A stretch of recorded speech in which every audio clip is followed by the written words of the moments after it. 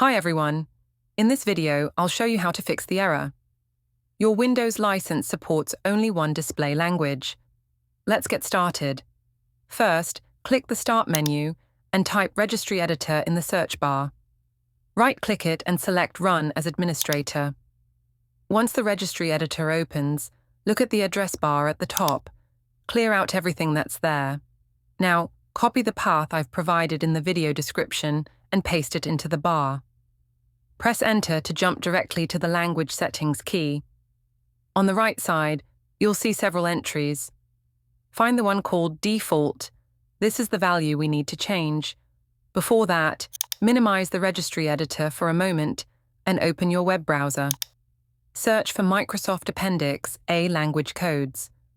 Click the first link that appears.